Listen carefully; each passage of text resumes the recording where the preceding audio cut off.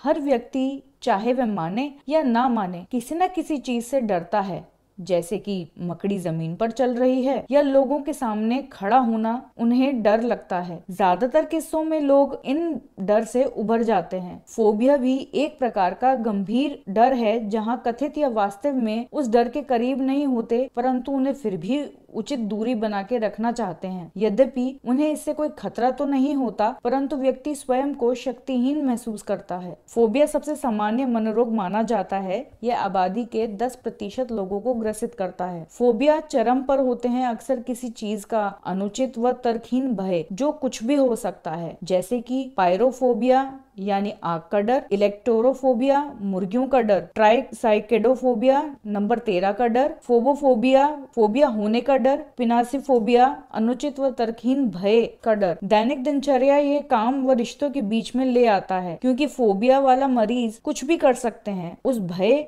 व फोबिया को दूर करने के लिए। उदाहरण के तौर पर अक्सर लोग मकड़ी के साथ अच्छा महसूस नहीं करते, परंतु उसे रोजमर्रा व सामाजिक जिंदगी पर असर नहीं डालने देते। जबकि जंगल में मकड़ियां तो होती हैं, परंतु वहां कैंपिंग करना नहीं छोड़ते, चाहे उसे कैंपिंग करना कितना भी पसंद हो। व्यक्ति जिसे आर्कनोफोबिया है, यानी उसे मकड़ियों से डर लगता है, वो वहां नहीं जाएंगे, क्योंकि वे जानते हैं कि उन्हें कहीं ना कहीं मकड़ी दिख ही जाएगी। यह डर उनकी सामाजिक जिंदगी, रिश्तों पर भी असर डालती है। यह फोबिया ही है। ज्ञान रहित व अनजान चीज या स्थिति के डर को विशिष्ट भय कहा जाता है। इनको 5 प्रकार में विभाजित किया गया है, जैसे कि जानवरों का डर, जिसे अराक्नोफोबिया या इलेक्ट्रोसोफोबिया कहा जाता है। सामान्य वातावरण का डर, जैसे कि अंधेरा या निक्टोफोबिया। खून व सुई का डर, हीमोफोबिया। स्थिति जन्य भय, जैसे उड़ने का डर, एवियोफोबिया। बाकी अन्य भय, जैसे जोकरों का डर, कॉलरोफोबिया। ये विशिष्ट फोबिया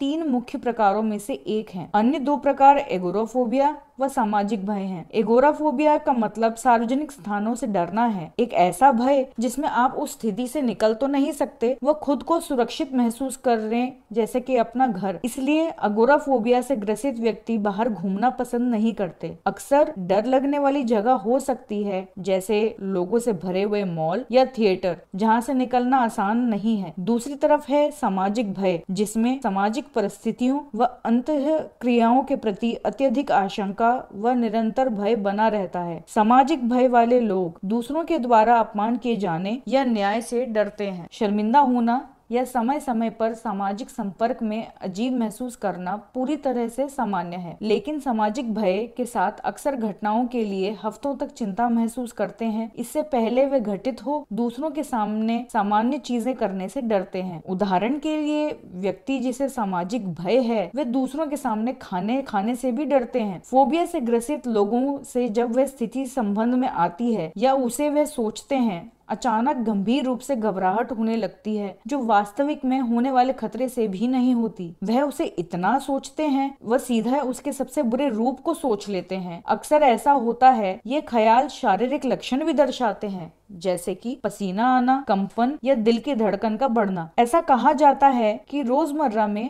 होने वाले भय को फोबिया से अलग करना बहुत अहम है। यदि हम सीढ़ी चढ़ रहे हैं, डर तो लगना सामान्य है। अपने पसंदीदा ठंडे दही खाने की जगह को दूसरी मंजिल पर सोचना भी एक फोबिया है। अपने दोस्त के घर उसके पालतू सांप को सोचना डर है, परंतु अपने दोस्त के घर बिल्कुल न जाना क्योंकि वहाँ सांप है, ये एक फोबिया है। घर में आसपास फिसलन नहीं है, तब भी डर लगना हर रोज का एक डर है। मूल रूप से यह विचार करना उचित या उचित प्रतिक्रिया होगी, लेकिन भय का कारण क्या है ये हम नहीं जानते। परंतु यदि आपके परिवारजन को फोबिया है, तो आपको यह होने की संभावना बढ़ जाती है। कभी कभी फोबिया हादसों या घटनाओं के बाद भी हो सकती है, जैसे कि आक्रामक रैकून का सामना करना। अब विशिष्ट उपचार के लिए, विशिष्ट व्यक्ति के डर के लिए उपचार बेहद ही महत्वपूर्ण है, क्योंकि रोगी उपचार के आधार पर अलग अलग प्रतिक्रिया दे सकते हैं, खासकर अगर इन स्थितियों में अवसाद व नशीली दवाओं के दुरुपयोग को शामिल किया जाता है। मनोचिकित्सा, विशेष रूप से संज्ञानात्मक व्यवहार चिकित्सा, रोगियों के लिए ज्यादा फायदेमंद हो सकती है। संज्ञानात्मक व्यवहार थेरेपी रोगियों को यह समझाने के लिए कि उनका डर बेवजह है। ये सच है कि सबसे बुरे भय की संभावना सच है, जैसे कि क्रोधी रैकून का हमला करना, रेबीज होना, असामयिक मौत होना। इसके अलावा व्यवस्थित डिसेंसिटाइजेशन प्रक्रिया का इस्तेमाल भी किया जा सकता है, जहां एक व्यक्ति को धीरे धीरे व्यवस्थित रूप से भयग्रस्त वस्तुओं के संपर्क में लाया जाता है। मरीज पहले चिंता की पहचान करना सीखते हैं और फिर उसे कैसे बचना है। अंत में उन स्थितियों से दूर रहने के लिए सीखी हुई उभरने की तकनीकों का उपयोग कैसे करना है, यह पहचानते हैं। ज्यादातर मरीजों का इलाज इन अनुरूप उपचारों से किया जा सकता है।